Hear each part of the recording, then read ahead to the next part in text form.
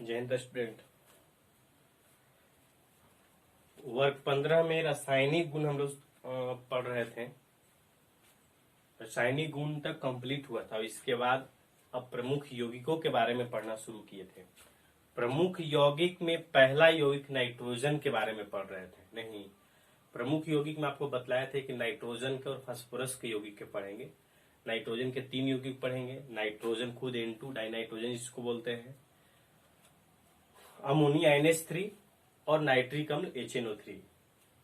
इसके बाद फास्फोरस के पढ़ेंगे। खुद फास्फोरस के बारे में पढ़ेंगे। फास्फोरस का अपरूप होता है, 3 प्रकार का होता है, श्वेत फास्फोरस, ऐसे 4 पढ़ेंगे। और इसके बाद फास्फोरस के यौगिक है फॉस्फीन है, PH3 बहुत जहरीली गैस, उसके बारे में पढ़ेंगे। फिर इसका कुछ क्लोराइड के बारे में पढ़ेंगे और इसका ऑक्सो अम्ल के बारे में। ठीक है। डाइनाइट्रोजन में आपको बस शुरू ही किए थे, बनाने का विधि पढ़ना था। बनाने का विधि में आपको पहला लिखना है, नहीं, बनाने का विधि पहला प्रयोगशाला विधि। पहला लिखना है क्या? प्रयोगशाला विधि। प्रयोगशाला विधि। ठीक है। प्रयोगशाला में कैसे प्राप्त होता है नाइट्रोजन गैस? पूरे इनऑर्गेनिक में आपको रिएक्शन का केवल महत्व है। बनाने का विधि में भी रिएक्शन आपको समझना होगा। और इसके बाद रासायनिक गुण में तो आपको है ही, तो इसलिए आपको रासायनिक गुण यदि आपको देखना होगा तो मतलब रासायनिक गुण हो या बनाने का विधि हो, आपको अभिक्रिया रिएक्शन से मतलब है। और रिएक्शन आपको मैक्सिमम याद ही करने होंगे। कुछ है टेक्निक जिससे आप इनऑर्गेनिक रिएक्शन को पकड़ सकते हैं, बाकी आपको इनऑर्गेनिक का जो रिएक्शन उसको याद करना पड़ता है। हाँ, बिल्कुल याद करना पड़ेगा।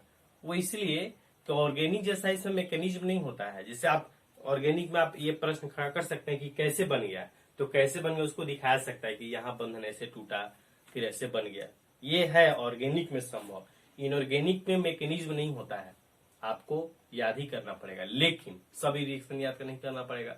जो इनऑर्गेनिक रिएक्शन का टेक्निक है वो हमेशा आपको काम आएगा। जैसे 2-3 चीज आपको बतला देते हैं। 10th क्लास के यदि आप पहला दूसरा चैप्टर रिएक्शन अगर समझते हो तो वहां से बहुत ही रिएक्शन 12th का कवर होगा। जैसे 10th में 2-3 प्रकार का रिएक्शन आपको आइडिया होगा। पहला तो अम्ल क्षार अगर अभिक्रिया करेगा तो लवण बनेगा। तो इनऑर्गेनिक का 20% रिएक्शन सिर्फ यही होता है, लेकिन आपको अम्ल क्षार अच्छे तरीके से पहचान में आने चाहिए। ठीक है। तो अम्ल क्षार यदि आपको लग रहा है कि अम्ल क्षार के बीच अभिक्रिया हो रहा है तो आप समझ जाइए कि ये लवण और जल बनेगा। उसके साथ साथ कुछ और बन सकता है। फिर आगे पढ़े थे कि कोई भी अम्ल है तो धातु के कार्बोनेट या बाइकार्बोनेट से अभिक्रिया करेगा तो उदासीनीकरण अभिक्रिया होगा। उसके साथ साथ उदासीनीकरण होगा मतलब लवण जल बनेगा, उसके साथ साथ CO2 गैस मुक्त होगा। तो इस तरह से कुछ चीजों को आप यदि बहुत बारीकी से केयर करेंगे, याद रखेंगे हमेशा, तो इनऑर्गेनिक रिएक्शन समझने में सीखने में सुविधा होगी। लेकिन फिर भी आपको बोल रहे हैं कि आपको इनऑर्गेनिक का रिएक्शन याद ही करना पड़ेगा, दूसरा कोई उपाय नहीं है। चलिए,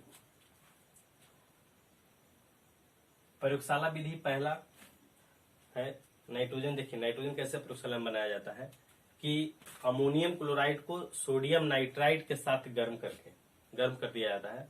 तो वहां से क्या प्राप्त हो जाता है? नाइट्रोजन गैस प्राप्त हो जाता है। डैश देके लिखिएगा, बोले लिखिए। प्रयोगशाला में डाइनाइट्रोजन प्राप्त करने के लिए, प्रयोगशाला में डाइनाइट्रोजन प्राप्त करने के लिए अमोनियम क्लोराइड को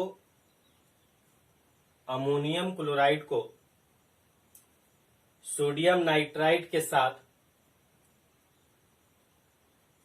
मिलाकर गर्म किया जाता है। फलस्वरूप नाइट्रोजन गैस प्राप्त होता है। फलस्वरूप नाइट्रोजन गैस प्राप्त होता है।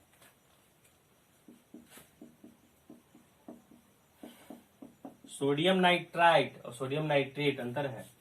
सोडियम नाइट्राइट NaNO2, ये देखिए ये दोनों को मिला करके गर्म करते हैं। जब ये गर्म तीन ऐसा हो गया, गर्म करते हैं, देखिए ये लवण है दोनों, तो द्विविस्थापन अभिक्रिया होगा। दो लवण जब होते थे तो द्विविस्थापन अभिक्रिया होता था, मतलब दोनों का आपस में एक्सचेंज हो जाता था। तो हो जाएगा NH4Na2 sodium nitrite, sorry ammonium nitrite plus sodium का रेडिकल पहले नाइट्राइट था, तो अब सोडियम के साथ क्लोराइड चल जाएगा, और अमोनियम के साथ क्लोराइड था तो वो चल जाएगा नाइट्राइट। नहीं समझ में आया? द्विविस्थापन अभिक्रिया, इसके आयन, इसका आयन, अमोनियम का आयन क्लोरीन इसके साथ और इसका आयन इसके साथ NaCl। बोलिए इतना तो कोई दिक्कत है? चलिए इसके बाद बीच इसमें देखना पड़ता है कि वीडियो पूरा आ रहा है कि नहीं आ रहा है। जैसे बिल्कुल किनारे पोर्शन पर लिख दिए तो देखना पड़ता है सारा चीज। एक ये हो गया, रिएक्शन लिखिए आपको। अब जैसे अब क्या बनेगा ये पूरा याद करने की जरूरत नहीं है कि ये अभिक्रिया कर रहा तो ये बन रहा है, नहीं, आपको ऐसे ही समझना है। याद करने वाले थोड़े सब इतना रिएक्शन याद हो सकता है, संभव ही नहीं है, लेकिन आपको ऐसे ही याद रखना है कि ये दोनों लवण है, अमोनियम क्लोराइड लवण, सोडियम नाइट्राइट लवण, तो दोनों लवण है, तो दोनों लवण है तो इनको क्या करेंगे, ये द्विविस्थापन अभिक्रिया होगा। दो लवणों के बीच में द्विविस्थापन अभिक्रिया होता है, तो ऐसे याद करना होगा। अब द्विविस्थापन हो रहा है तो ये थोड़ी ना याद करना पड़ेगा कि ये दोनों अभिक्रिया करेगा तो अमोनियम नाइट्राइट बनेगा और सोडियम क्लोराइड, ऐसे याद करने की थोड़ी ना है। द्विविस्थापन अभिक्रिया पकड़ में आ गया तो लिख देंगे आयन एक्सचेंज करके, ऐसे आपको याद करना पड़ेगा। इसका मतलब हम ये नहीं बोले रटना है, मतलब कि ये फॉर्मूला रट लेना है कि ये दोनों अभिक्रिया करेगा तो ये बनेगा और ये बनेगा, द्विविस्थापन करेगा आयन एक्सचेंज होगा, ऐसे याद करना पड़ेगा। चलिए आगे दूसरा विधि लिखना है, दूसरा लिखिए।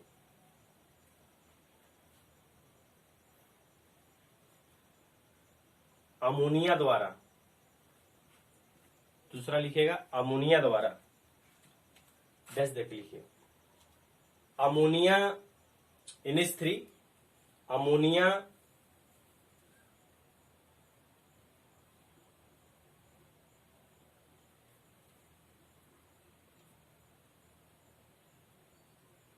नाइट्रिक ऑक्साइड के साथ अभिक्रिया कर शुद्ध नाइट्रोजन गैस देता है, शुद्ध नाइट्रोजन गैस देता है। इसके लिए डाई नाइट्रोजन को नाइट्रिक ऑक्साइड के साथ मिश्रित कर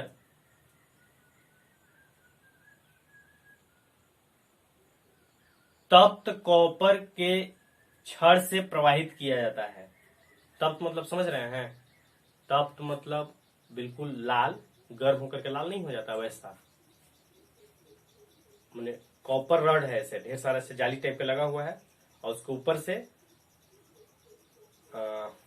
अमोनिया NH3 और नाइट्रिक ऑक्साइड को गुजारेंगे बिल्कुल लाल हुए, गर्म होकर के लाल हुए कॉपर पे, तो शुद्ध नाइट्रोजन प्राप्त होता है। देखिएगा रिएक्शन, अमोनिया NH3 किसके साथ, नाइट्रिक ऑक्साइड NO के साथ मिलाएंगे इसे, तो बनेगा nitrogen gas plus H2O।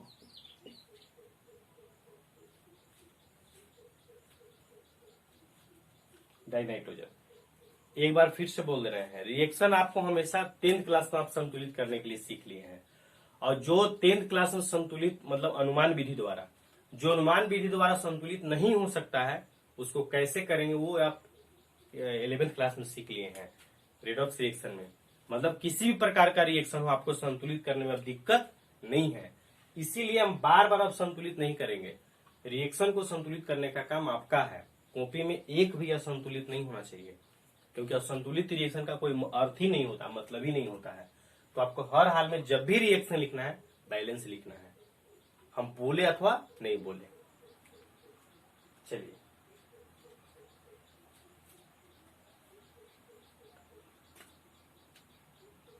Call आ गया।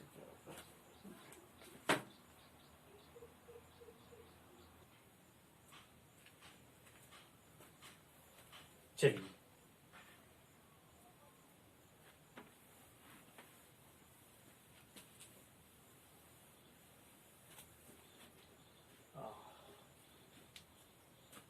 अगला तीसरा लिखना है व्यापारिक विधि। तीसरा लिख दीजिएगा व्यापारिक विधि, डैश देख लीजिए।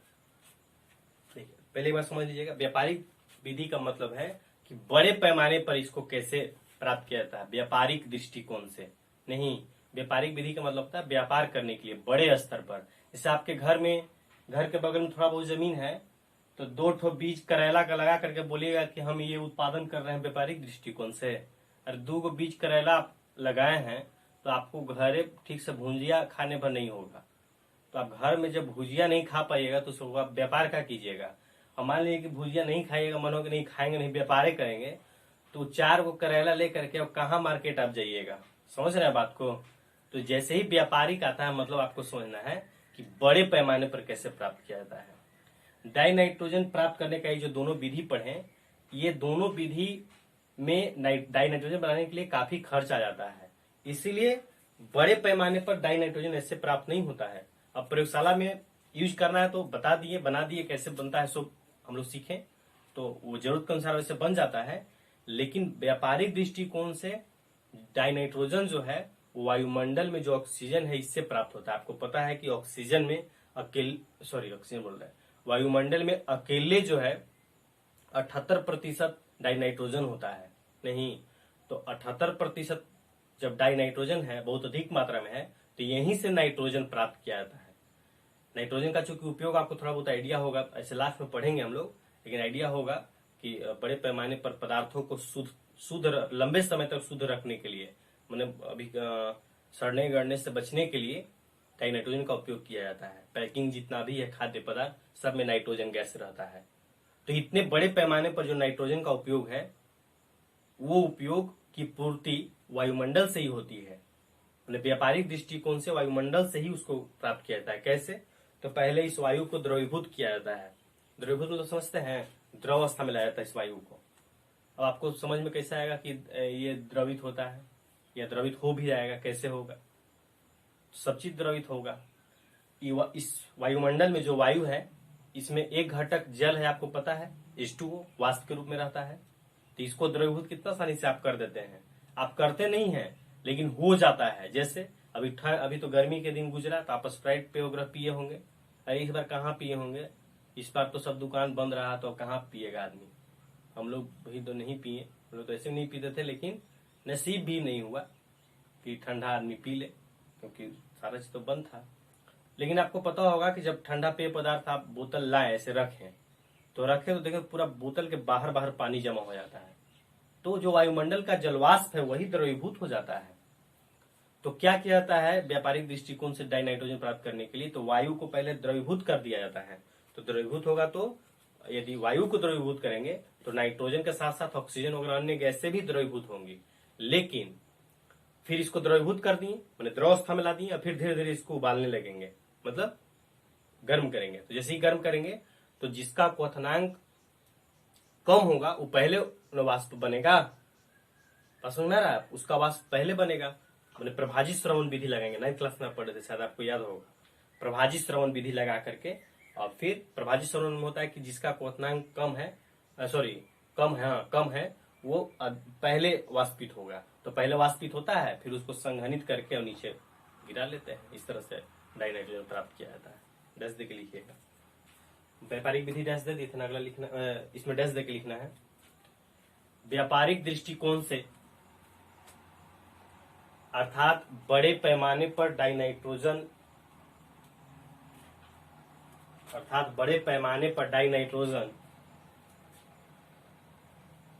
वायुमंडल द्वारा प्राप्त किया जाता है। इसके लिए वायु को द्रवीभूत करके मिश्रण को प्रभाजित श्रवण विधि द्वारा उसमें से डाई नाइट्रोजन अलग कर लिया जाता है। ये सही विधि है, भौतिक विधि है, इसमें कोई रिएक्शन नहीं आएगा। चलिए, बनाने का विधि हो गया। आगे हेडिंग देना है डाई नाइट्रोजन के भौतिक गुण। हेडिंग दीजिएगा डाई नाइट्रोजन के भौतिक गुण। लिखने के लिए बताते हैं, बोर्ड में लिखना बहुत महत्व है, कैसे लिख रहे हैं आप, मतलब टॉपिक वाइज। डाई नाइट्रोजन के भौतिक गुण, डाई नाइट्रोजन के भौतिक गुण।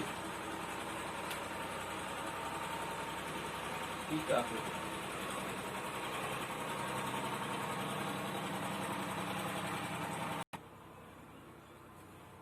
डाई नाइट्रोजन के भौतिक गुण, ऐसे हेडिंग देना है, फिर पहला लिखना है। N2 का, डाई नाइट्रोजन का भी हम लोग बनाने का विधि पढ़े, फिर भौतिक गुण भी पढ़ रहे हैं, फिर रासायनिक गुण पढ़ेंगे, तब उपयोग पढ़ेंगे। हर एक यौगिक का यही 4 टॉपिक होगा, बनाने का विधि, भौतिक गुण, रासायनिक गुण, उपयोग। बोर्ड में आपको लिखने के लिए बहुत अच्छे तरीके से तरीका पता होना चाहिए। सुंदर तो लिखना ही है, ऐसा सुंदर, और इसके साथ साथ आपको क्या बोलते हैं कि तरीका भी होना चाहिए, कहाँ कैसे लिखना है, कहाँ बोल्ड लाइन देना है, बोल्ड लाइन शो, कहाँ ब्लैक पेन का यूज करना है, ये सब तरीका होना चाहिए, नहीं तो बोर्ड में मार्क्स कम आ जाएगा। अभी सीबीएसई का रिजल्ट आया, तो मेरे घर का 2 लड़का था, एग्जाम दिया था, तो एक तो ठीक ठाक पढ़ता था, तो उसका 80+ मार्क्स आया, 80% प्लस, उसका मतलब कम ही है। और एक तो था कि हिसाबे से पढ़ता था, आवश्यकता से ज्यादा नहीं पढ़ता था। 55% उसका नंबर आया है। तो वो अभी मेरे पास नहीं, थोड़ा अलग है। तो बोले उसको कि बताओ 55% से क्या होगा, कैसे काम चलेगा। तो कह रहा है कि 55% आपको कम लग रहा है, कितना लोग फेल कर गए, उसका क्या होगा। उतना ही में खुश है वो। बोला कि 55% आपको कम दिख रहा है, जो फेल कर गया वो क्या सोचेगा। इसीलिए जितना हम मतलब लाए हैं उतना में आप खुश रहिए, ज्यादा सोचने की जरूरत नहीं है। हम बोले ठीक ही है, अच्छा है। तो यदि आपको कम मार्क्स लाना होगा तब तो अलग बात है। हम उसको बोले कि फेल कर जाता तब, तो वो भी बोलता है वो कि फेल भी किए हैं तो भाई आया है 25%, और लोग फेल किया उससे भी कम आया है। कहने के लिए तो कुछ भी है। उसको बोले कि डॉक्टर वगैरह तुम बनोगे, कहा कि अभी बतलाएंगे सोच करके, अच्छा सोचने दीजिए, देखते हैं। अभी सब ट्यूशन वगैरह सब मिला रहे हैं अभी हम, कि मार्क्स ठीक ठाक दिया है कि नहीं दिया है, और आ सकता था कि नहीं आ सकता था। तो विचार कर रहा है, तो बताएंगे 2-3 दिन बाद। तो इसीलिए बोर्ड में आपको ध्यान देना पड़ेगा। ये तो कम मार्क्स लाना होगा तो चल जाएगा काम। आप बोलिएगा आप भी 45% कम नंबर है, मेरे फेल कर गया है। चलिए, तो डाई नाइट्रोजन का भौतिक गुण पहला लिखना है।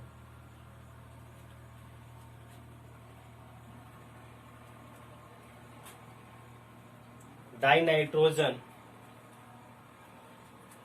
रंगहीन,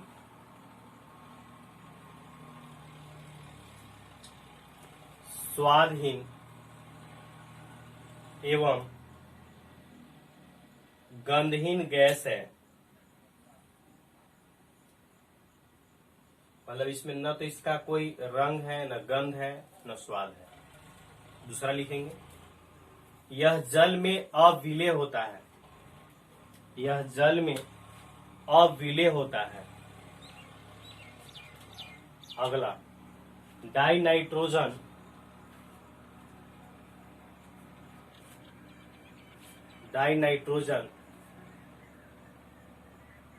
अध्रुवीय सहसंयोजक यौगिक है। अध्रुवीय सहसंयोजक यौगिक है।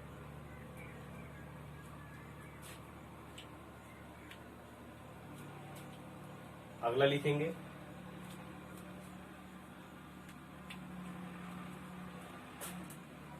डाई नाइट्रोजन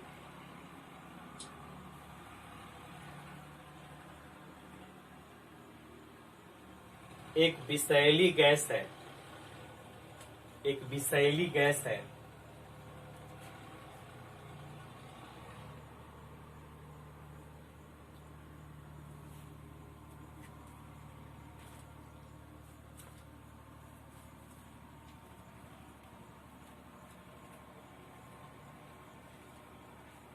विषैली गैस है।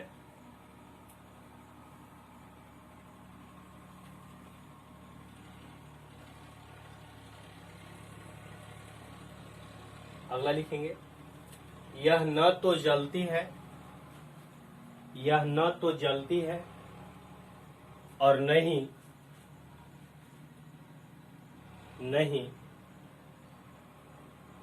ज्वलन का पोषक है। चलिए समझिएगा सारी बात को।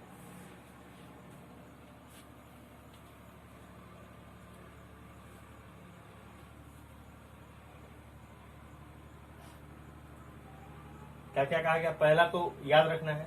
दूसरा कहा कि ये जल में अविलेय होता है, मतलब जल में इसको घुलाएंगे तो नहीं घुलेगा। क्यों? घुलनशीलता के लिए सॉल्यूशन चैप्टर में आपको बतला दिया गया है, समान समान को घोलता है। याद है ना, बताए थे, समान समान, लाइक डिजोल्व लाइक। और कैसे ये पहचानना है, तो सह संयोजक यौगिक सह संयोजक विलायक में घुलेंगे, नहीं सह संयोजक नहीं, ध्रुवीय यौगिक ध्रुवीय में घुलेंगे और अध्रुवीय अध्रुवीय में। जैसे जल है तो ये ध्रुवीय का ध्रुवीय कैसे चेक होगा, स्ट्रक्चर आपको बनाना होगा, स्ट्रक्चर ये एच ऐसे, तो इसका वेक्टर जैसा आपको बताया था, इसे पहचानने के लिए तो कुछ न कुछ रिजल्टेंट हो जाएगा इसका, इसीलिए इसका म्यू का मान 0 नहीं होगा, कुछ न कुछ मान आएगा। म्यू 0 हो जाता है तब अध्रुवीय होता है, और म्यू यदि 0 के बराबर नहीं है मतलब कि ध्रुवीय है वो, तो म्यू 0 नहीं होगा, इसका ध्रुवीय होगा ये। तो जल ध्रुवीय है इसीलिए इसमें ध्रुवीय ही घुलेंगे, तो ये जल ध्रुवीय है। अब कैसे पता, नाइट्रोजन, तो नाइट्रोजन में ये बंधन देखिए, ये नेन है, तो यहाँ म्यू का मान 0 हो जाएगा, क्योंकि समान बंधन के बीच में, समान बंधन जहां होता है, मैंने सॉरी समान परमाणु के बीच में जब बंधन होता है तो बंधन ही अध्रुवीय हो जाता है। तो ये अध्रुवीय है, तो अध्रुवीय है तो ये जल में नहीं घुलेगा, क्योंकि जल ध्रुवीय है और समान समान को घोलता है, मतलब जल में वही घुलेंगे जो ध्रुवीय होंगे, ध्रुवीय नहीं है इसीलिए। तीसरा पॉइंट वो लिखवा भी दिए हैं।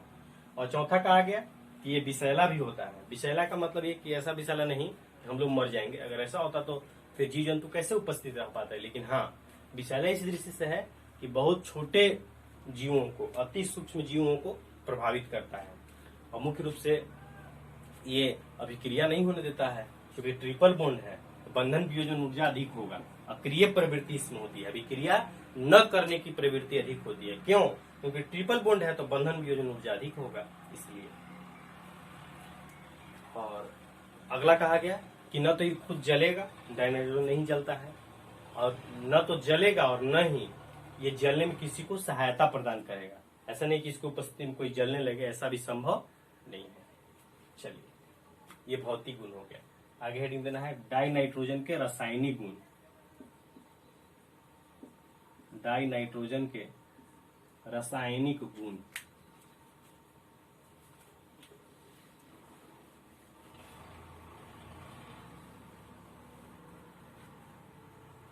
पहला लिखेंगे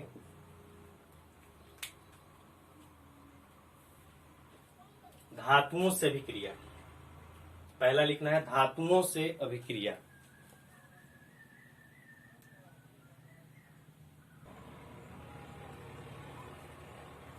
पहला लिखिएगा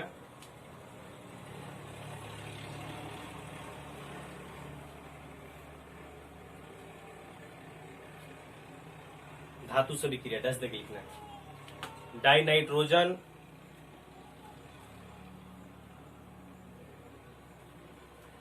अधिक क्रियाशील धातुओं से सीधे अभिक्रिया कर, अधिक क्रियाशील धातुओं से सीधे अभिक्रिया कर आयनिक ऑक्साइड बनाती है, आयनिक ऑक्साइड बनाती हैं। एग्जाम्पल लिखेंगे। पहला, लिथियम अधिक क्रियाशील धातु है, डाइनाइट्रोजन से अभिक्रिया करेगा। एक मिनट, क्या लिखवा दिए, अधिक क्रियाशील धातुओं से अभिक्रिया कर ऑक्साइड नहीं, आयनिक नाइट्राइड बनाती है। ऑक्साइड कहां से आएगा, आयनिक नाइट्राइड आयनिक नाइट्राइड बनाती है। Li3N, क्या पढ़ेंगे इसको? Lithium nitride, lithium nitride. देखिए लिथियम रेडिकल क्या होता है, कैसे नाम, Li+ और नाइट्राइड N3-। तो इसका रेडिकल यहाँ, एक संयोजकता है यहाँ, इसका संयोजकता यहाँ। कैल्शियम के साथ अभिक्रिया करेगा, ये भी अधिक क्रियाशील है। क्या बनाएगा? तो कैल्शियम नाइट्राइड बनाएगा। तो इसका Ca3 नाइट्रोजन का संयोजकता 3 यहाँ आ जाएगा, और जो कैल्शियम वाला है यहाँ चला जाएगा। तो इसका नाम क्या होगा? Calcium nitride. लिख लेना है। तीसरा रिएक्शन एक अपने से लिखिए, एल्युमिनियम साथ लिख लीजिए, ये आपको अपने से लिखना है। चलिए, ये धातु के साथ अभिक्रिया हो गया। दूसरा लिखना है,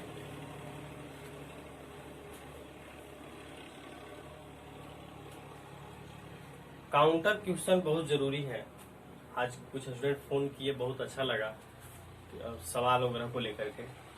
तो जरूरी है कि कम्युनिकेशन हो, डायरेक्ट ऐसे चल रहा है और बहुत लोगों का ट्यूशन भी है, और हम लोग के लिए भी संभव नहीं है। मैं एक बार ऐसे बोले थे कि बना करके भेजिएगा, बोल देते हैं लेकिन उतना संभव नहीं है। पहली बात तो ये है कि मोबाइल से बहुत दूर रहते हैं हम, बहुत मतलब आवश्यकता से अधिक नहीं, बराबर भी नहीं, कम ही यूज करते हैं। जैसे दिन भर में भी है ना, तो कॉल 20 आया तो 2 4 5 रिसीव नहीं करते हैं ना, उसको कोई मतलब उसका जवाब देते हैं। और उसी तरह से व्हाट्सअप हो रहे, व्हाट्सअप तो इधर से भेजे हुए मतलब कोई भी चीज नहीं होता है कि कुछ भेज दें किसी पास, ऐसा बहुत कम होता है। जरूरी का नोटिस वगैरह है तो भेजना पड़ता है, वो अलग बात है। कुल मिलाकर के आवश्यकता से भी कम यूज करते हैं। तो वैसा कहाँ संभव है कि 200-300 लोग व्हाट्सअप करें, उसको जवाब दें, इतना संभव नहीं होता है। लेकिन कुछ न कुछ ऐसा उपाय बनाने के बारे में सोच रहे हैं कि आपसे कम से कम इतना बात हो सके कि आप कोई क्वेश्चन भेजें तो उसका हम जवाब इधर से लिख करके दें। ऐसा कुछ जुगाड़ में है, क्योंकि बिल्कुल काउंटर क्वेश्चन होना जरूरी है, हमारे लिए भी और आपके लिए भी। काउंटर क्वेश्चन नहीं होगा तो बहुत प्रॉब्लम होगा। तो कुछ ऐसा उपाय करते हैं 2-4 दिन में, ठीक है। दूसरा लिखना है हाइड्रोजन से अभिक्रिया। दूसरा लिखेगा हाइड्रोजन से अभिक्रिया। लिखिए, डाइनाइट्रोजन उच्च ताप एवं उच्च दाब पर हाइड्रोजन से अभिक्रिया कर अमोनिया गैस बनाता है। यह प्रक्रिया हैबर विधि कहलाती है। यह प्रक्रिया हैबर विधि कहलाती है। इस अभिक्रिया को लौह चूर्ण एवं मोलिब्डेनम, एक तत्व है MO जिसका संकेत होता है, मोलिब्डेनम की उपस्थिति में कराई जाती है। हैबर विधि आपको प्रश्न देखे होंगे क्वेश्चन बैंक में, हालांकि हैबर विधि हम लोग एक बार फिर पढ़ेंगे जब अमोनिया पढ़ेंगे तो। लेकिन यहाँ चूंकि नाइट्रोजन के साथ अभिक्रिया में आया है H2, ये अभिक्रिया करेगा, उत्क्रमणीय अभिक्रिया होता है, NH3 अमोनिया बनेगा। ये कहा गया बहुत अधिक ताप पर, लगभग 623 से 723 के आसपास, इतना केल्विन यही, और 1000 ATM पर होता है। बहुत अधिक ताप है, ये दोनों ताप भी अधिक है, दाब भी अधिक है। एक बार और लिखना है कंडीशन, आयरन और मोलिब्डेनम की उपस्थिति में होता है। ये वर्धक है और ये जो है उत्प्रेरक है। उत्प्रेरक जो अभिक्रिया को बढ़ाता है, अभिक्रिया के वेग को बढ़ाता है। ये अभिक्रिया लिख लेना है। बाकी एक आध रासायनिक और उपयोग अगली क्लास में पढ़ते हैं।